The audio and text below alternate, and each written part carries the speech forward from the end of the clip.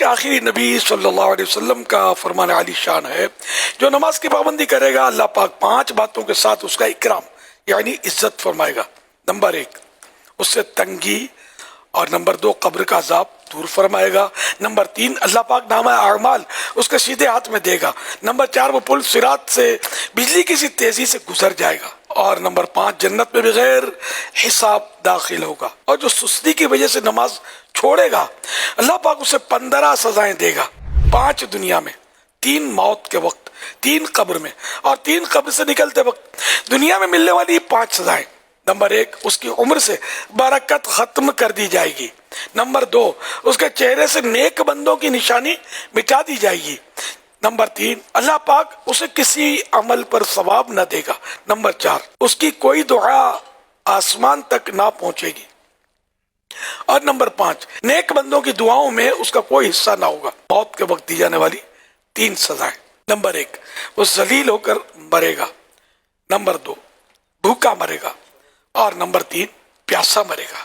اور اگر اسے دنیا بھر کے سمندر پلا دیے جائیں پھر اس کی پیاس نہ بجھے گی۔ قبر میں دی جانے والی 3 سزائیں: نمبر 1 اس کی قبر کو اتنا تنگ کر دیا جائے گا کہ اس کی پسلیاں ایک دوسرے میں داخل ہو جائیں گی۔ نمبر 2 اس کی قبر میں آگ بھڑکا دی جائے گی، پھر وہ دن رات انگاروں پر الٹ پلٹ ہوتا رہے گا۔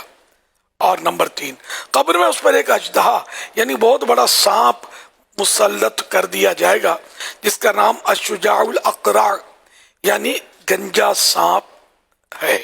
اس کی آنکھیں آگ کی ہوں گی جبکہ ناخن لوہے کے ہوں گے۔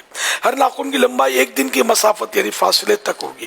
وہ میت سے کلام یعنی بات کرتے ہوئے کہے گا، میں الشجاع الاقرع یعنی گنجا سانپ ہوں۔ اس کی آواز کڑک تار بجلی کی سی ہوگی۔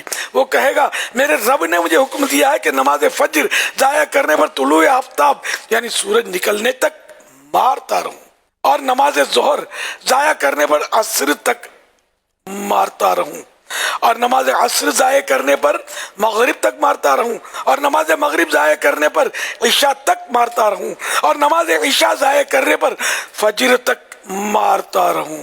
جب بھی وہ اسے یعنی مردے کو مارے گا تو وہ 70 ہاتھ تک زمین میں دھس جائے گا، اور وہ نماز ترک کرنے والا قیامت تک اس عذاب میں مبتلا رہے گا۔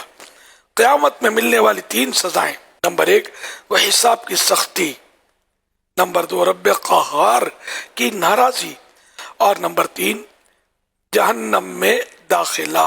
بہرحال یہ کہ سب سے بڑا اس میں جو نقصان ہے نا نماز نہ پڑھنے میں، اللہ کی ناراضی۔ ساری سزائیں اپنی جگہ پر ہیں ویسے، لیکن اللہ کی ناراضی یہ سب سے بڑی سزا ہے۔